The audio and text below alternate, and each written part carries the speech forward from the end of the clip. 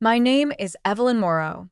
I'm 30 now, but the night everything began, everything that led to the red folder, I had just turned 21. My family, the Morrows of New Canaan, Connecticut, were old money, old pride, and old expectations. I was disowned 9 years ago for choosing integrity over image. Last week, I returned, uninvited, to my cousin Charlotte's engagement gala. What I carried with me in that slim crimson folder would unravel decades of family lies. But before that, I had to face the same people who once told me I was nothing without them. Growing up Moreau meant memorizing every table setting, perfecting your signature before age 10, and knowing the name of every Ivy League dean by 12. My mother, Celeste Moreau, came from publishing royalty. My father, Franklin Moreau III, was a federal judge. Our name meant something. At least, that's what they told me, over breakfast, at debutante rehearsals, and especially whenever I questioned their rules. My older brother Miles was the golden son. Captain of the tennis team, Princeton grad, law clerk for a Supreme Court justice by 25. My younger sister Camille was the porcelain doll they protected at all costs. I was the inconvenient middle, too outspoken, too curious, and apparently, too plain to coast on looks like Camille. Still, I tried. God, I tried. I did everything they asked. Straight A's. Flawless French. I even faked interest in prep school lacrosse just to be included in the family's polished narrative. But none of it mattered the day I told them I was turning down my Yale admission. I've accepted a full scholarship to the School of Investigative Journalism at Columbia, I said at our perfectly set dinner table, my voice steady, but my hands trembling beneath the tablecloth. My mother nearly dropped her wine glass. Journalism? Evelyn, no one in this family writes for tabloids. It's not tabloids, I said. It's investigative work, real stories. Truth that matters. My father leaned back in his chair, cold fury radiating from him. We don't expose people. We protect legacies. That's our truth. But not mine, I replied. That's when it started. The slow, calculated erasure of my place in their world. At first, they ignored me. Then came the threats. No trust fund, no allowance, no connections. Finally, the ultimatum. You have two choices, my father said, standing in the study lined with his bound legal volumes. You return to the Yale track or you leave this house. And do not come back. I packed 2 duffel bags and left that same night. What I didn't take with me were their values. I didn't need them. What I needed was a chance to become who I really was, even if that meant sleeping on a classmate's floor in Queens for the first semester and working 3 jobs to afford meals. Columbia was everything I hoped it would be. Challenging, exhilarating, unfiltered. I became obsessed with the hidden narratives behind public power. I dug into tax records, lawsuits, whistleblower tips. My first major piece, exposing abuse at a for-profit prison in upstate New York, ran on the front page of The Nation and earned me a prestigious internship in D.C. But even as my byline grew, I stayed invisible to the Morrows. No calls. No letters. Not even when I won the Young Journalist of the Year award. I was the family ghost, erased from Christmas cards and seating charts. Until last month, the message came from an anonymous email account. No greeting. No name. Just one line. You need to see what they buried. Ask about the red folder. Attached was a blurry scan of a single document, a ledger from the Morrow Foundation, our family's charity, listing payouts labeled discretionary hush funds. Names I didn't recognize, amounts that chilled me, and a tab at the bottom. Folder, red. I spent the next 2 weeks pulling threads. I called in favors, dug into tax archives, and pieced together a picture I didn't want to believe. My family, my blood, had laundered money through the foundation for years. Bribes, silencing former employees, and paying off interns with NDAs. I found the name of the folder listed one more time, in a legal memo buried inside the estate plans of my grandfather, Franklin Sr. He had died 2 years before I was born. But his fingerprints were everywhere. The trail led to a storage facility outside Stanford, registered under an alias my father had used in college. I rented a van, cracked the lock with help from a locksmith friend, and found it, a fireproof safe, sealed tight but not secure enough to stop me. Inside, under decades of dust, was the red folder. It contained copies of correspondence, ledger sheets, and photographs, things I couldn't unsee. My mother's signature on wire transfers, my uncle's name beside campaign finance violations, and a list of problematic family members flagged for exclusion, with my name at the top and the words potential liability, too independent. I didn't sleep that night. I knew what I had to do. The invitation to Charlotte's engagement gala came not from my family, but from her fiancé's side. I had helped his younger brother once, years ago, to expose corruption in the education board. He remembered. And when he saw the guest list, he emailed me, "I don't know what happened with your family, but you deserve to be there. They need to see you." So I went. I rented a car, wore a black satin dress that hugged every curve they used to shame me for, and walked into that country club like I owned the place. In my clutch, beneath a layer of rose-colored tissue, was the red folder. The Moreaus didn't recognize me at first. Evelyn with the unruly curls and the bad posture was now a poised woman with confidence in her walk and intent in her eyes. My mother spotted me first. Her wine glass froze halfway to her lips. My father's jaw tightened. Camille whispered something to Miles and they turned as one, as if I were a ghost risen from a grave of their own making. I didn't flinch. I smiled. "Evelyn."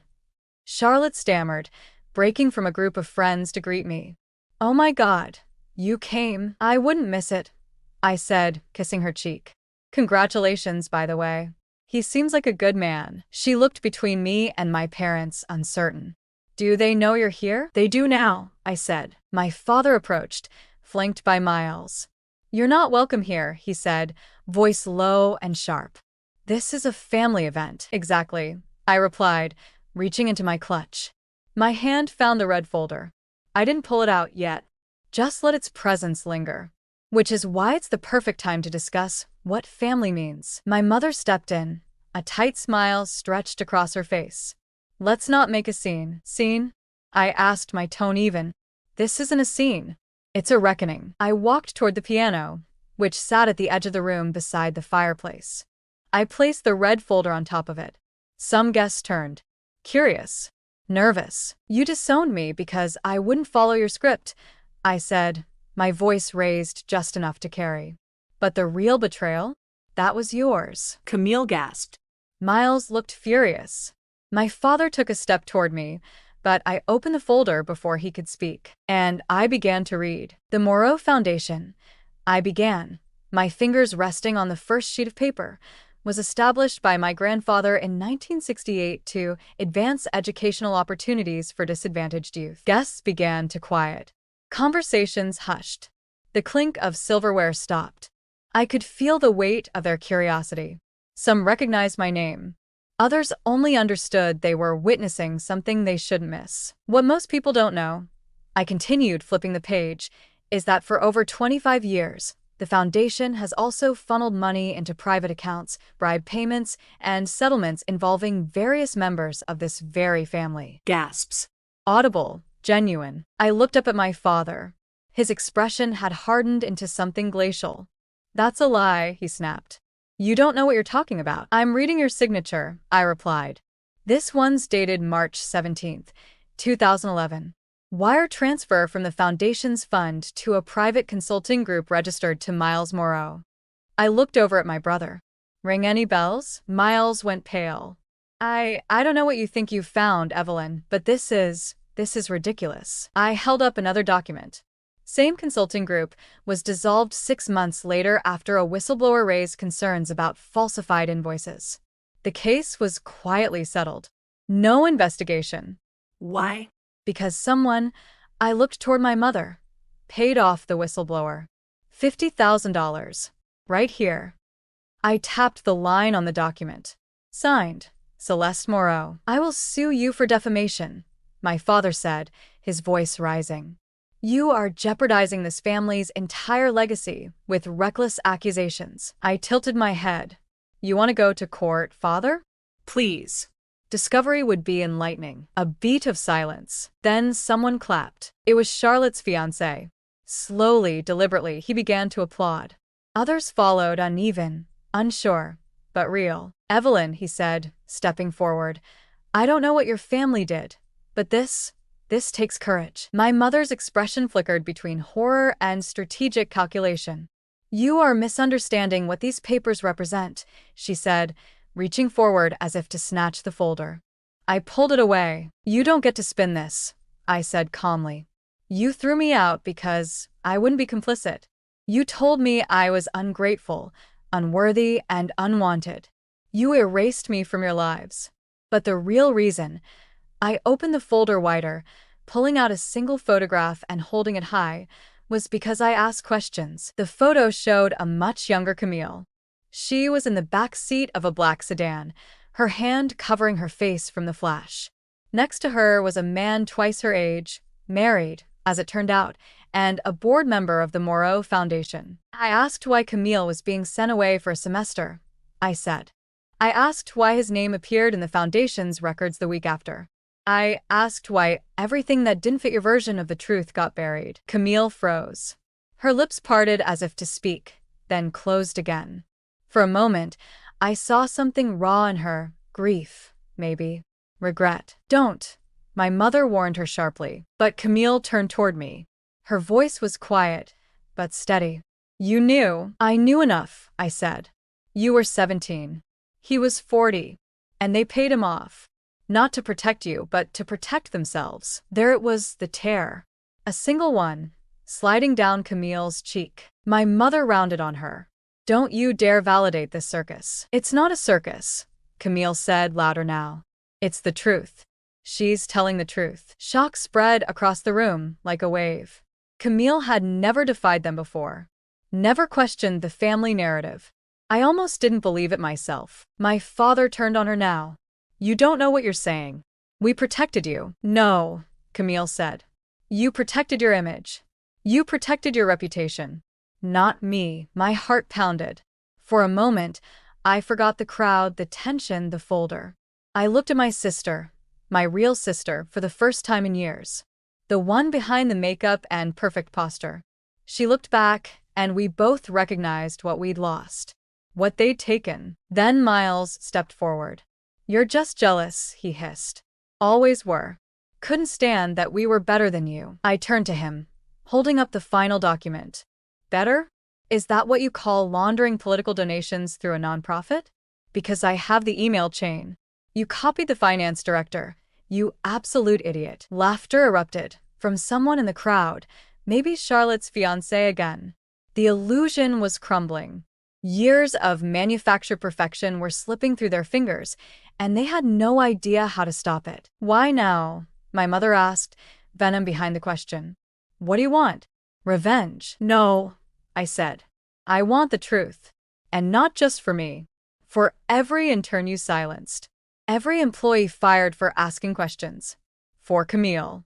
For the kids who should have benefited from the Foundation's real purpose instead of watching it become a piggy bank for your secrets. I looked around the room. And I want you to see me. Not the black sheep you cast out. Not the failure you labeled me. But the woman who built a life from the ashes you left behind. The room had gone quiet again. Then, slowly, Camille stepped forward. I knew you kept something, she said, her voice breaking. After that year. I didn't know you still had it. I kept it, I said softly, because I wasn't going to let them erase it. Charlotte walked over, glancing between us. Whatever happened before, she said to me, you don't deserve what they did. And you're not going anywhere. You can't keep her here, my father snapped. She's my guest, Charlotte replied. And it's my engagement party. It was over. Not the damage, not the years of silence or pain, but the performance. The mask. It had cracked wide open. I picked up the folder and looked at my family one last time. I'm giving this to the authorities tomorrow, I said. Not because I want to destroy you, but because no one should be above accountability. Not even the Moreaus. Then I turned, folder in hand, and walked out of the ballroom. The echo of my heels on the marble floor was the only sound that followed me. Outside, the air was cool and sharp, like the world itself had been holding its breath with me and was only just now beginning to exhale. The full weight of what I had done hadn't quite hit me as I crossed the gravel driveway of the country club, red folder clutched tight under my arm like a shield. I didn't cry. Not yet. I didn't feel triumphant either. It wasn't victory, not exactly. It was something messier, heavier. Like I had just opened a door that had been bolted shut for decades, and now all the rot was spilling out. A familiar voice called out behind me. Wait, I turned. Camille was running down the steps, heels in hand, hair slightly undone. She looked more human than I'd ever seen her. I wasn't going to let you leave like that, she said breathlessly. I blinked. Camille, she shook her head, stepping closer. I knew about the folder. I saw grandfather's safe once. I didn't want to believe it. I was too scared. I still am, to be honest. That's okay, I said quietly. Fear kept me away for a long time, too. She looked down, her voice cracking. I wanted to say something all those years ago. But Mom, she made it clear I'd be next if I ever defended you. And I wasn't strong like you. You shouldn't have had to be strong, I said. You were a kid. We both were. For a moment, neither of us spoke. The silence between us was different now, not empty, but filled with all the words we'd never said. Then she asked, What are you going to do next? I meant what I said. I told her. I'm turning everything in tomorrow. The IRS, the state attorney general. I already made copies. Camille nodded, then looked up at the stars. They're going to come after you. I know. I want to help, she said, and her voice was steadier now. Maybe it's too late to undo everything. But I'm done pretending. Done being a prop in their show. I studied her face. She meant it. Then be ready, I said. They'll try to silence both of us. She offered a sad smile. They already did once. Never again. We hugged. It wasn't warm, not yet. It was shaky and tentative. But it was real. The next morning, I walked into the Connecticut State Department of Justice office and handed over the red folder. The process that followed was equal parts exhausting and surreal. Meetings with investigators, sworn statements, media inquiries, once the leaks began. The documents I had turned in confirmed financial fraud, improper use of a nonprofit, bribery, and willful concealment of abuse. The Moreaus released a carefully worded statement within days. While we dispute the nature of these allegations, we are cooperating fully with authorities. The Family Foundation has always been committed to transparency. I laughed when I read it. Transparency. From the same people who forced me out because I asked questions. The real fallout, though, came weeks later when the New York Times ran a full-page feature titled, Red Folder, Red Flags, The Collapse of the Moreau Legacy. The piece didn't just cite financial misconduct. It referenced specific testimony, including Camille's. She was my sister, she had told the reporter. And I stayed silent while they destroyed her. I won't do it again. Our mother didn't issue a public statement. She vanished from public view. My father, ever the strategist, tried to position himself as a victim of mismanagement by external advisors, but the paper trail I had handed over was too specific to deny. Miles, of course, lawyered up. And me? I became the center of a storm I had never intended to cause, but could no longer run from. My email inbox exploded. Support poured in from whistleblowers, journalists, even strangers who had been disowned by their own families. But so did the hate. You've ruined your family's name, one message read. Hope your little victory is worth it. Another was worse. You'll never belong anywhere now. Not with them. Not with us. But I did belong somewhere. I belonged with the people who believed that truth mattered, that justice mattered. I belonged to the sisterhood of those who refused to be silenced. One afternoon, while I was clearing old emails, a message popped up from someone I hadn't expected to hear from. Subject: Coffee? Charlotte. I agreed to meet her at a quiet cafe in New Haven. She arrived in jeans and a blazer, her diamond engagement ring conspicuously absent. I ended it, she said after we ordered. Not because of you. But because seeing you stand up like that, it made me realize I'd spent my whole life afraid of disappointing people. Even people I didn't respect. I nodded. That fear runs deep. I know. You shook something loose in that room, Evelyn, she said. I think you gave a lot of us permission to stop pretending. We sat for over an hour, talking about everything and nothing. I didn't know if we'd become friends again. But something had shifted. I wasn't the outcast anymore. I was just Evelyn. A month later, I got a call from a producer at 60 Minutes. "We want to feature your story," she said. "You're the face of something bigger. A generation standing up to legacy power." I hesitated. "I don't want this to become about revenge," I told her. "It was never about that." "It doesn't have to be," she replied. "It can be about truth and choice and resilience." I said I'd think about it. Later that night, Camille came over with a bottle of wine and 2 sleeves of Oreos. "Do the interview," she said, legs curled up on my couch. "Tell them the whole story." Every word they tried to bury. And I realized she was right, because maybe the red folder was never about evidence. Maybe it was a symbol of everything they tried to hide, and everything I refused to forget. So I said yes. The interview aired 2 weeks later. Million watched. I sat in a dark studio, lights glaring, and told the world what it meant to be disowned for telling the truth, what it meant to be a Moreau, and what it meant to stop being one. The response was overwhelming. Some praised me, Some cursed me. but no one ignored me. And in a strange, poetic twist, the same family name they used to shame me now gave weight to the message I'd carried all along. That no legacy, no matter how revered, is more important than doing what's right. The days after the 60 Minutes interview aired were a whirlwind. Emails flooded in. Former employees of the Moreau Foundation sent me their own stories, some confirming what I already knew, others adding pieces to the puzzle I never would have found alone. One woman, a former grant administrator, had spent 2 decades inside the foundation. She wrote, "They gaslit us into believing corruption was necessary discretion. Thank you for breaking the spell." But not everyone thanked me. A week after the interview aired, I received a letter, hand-delivered, not emailed, from my father's attorney. A cease and desist, accusing me of defamation, emotional harm, and damage to the reputation of the Moreau estate. I laughed. Then I passed it straight to my legal team. Camille, now living in a condo far from the Moreau mansion, offered a more biting take. "They're bleeding, Evelyn, and they think threats will stop the bleeding." But the bleeding had only begun. Federal investigators launched a formal inquiry into the foundation's financial activities.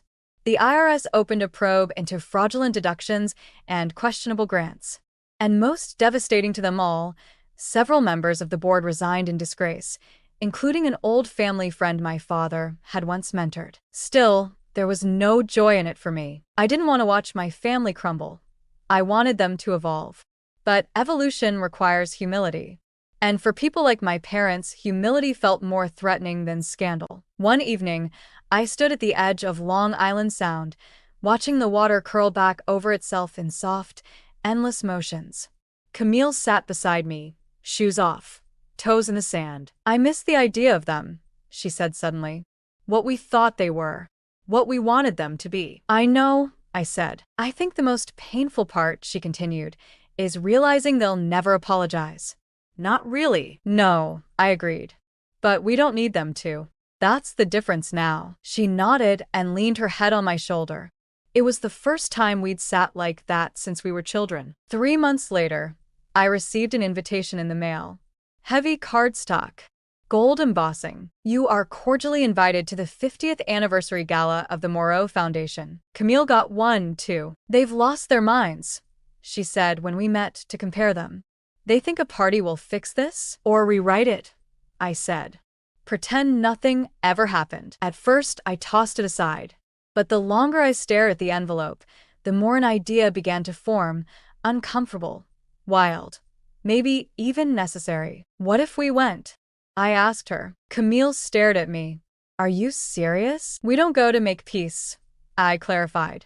"We go to make it undeniable. To show them and everyone else that we're not hiding, that we're not afraid." She hesitated. Then she smiled. "Only if I get to wear red." The gala was held at the Whitney in New York City. Vaulted ceilings, abstract art, $300 a plate dinners. The Moreaus always did love their pageantry. Camille wore a scarlet gown with a neckline that made half the board members choke on their shrimp cocktail. I wore a sleek black jumpsuit with sharp heels and a silver clutch, the same one that had once held the red folder. Heads turned the moment we entered. Our father spotted us first. He froze mid-conversation, the wine glass in his hand trembling slightly. Our mother followed his gaze and turned white. They had not expected us to come. Not after everything. Camille leaned in. You still have the letter? I nodded. Tucked inside my clutch was a folded letter, one I had rewritten dozens of times. It wasn't a threat. It wasn't a statement for the press.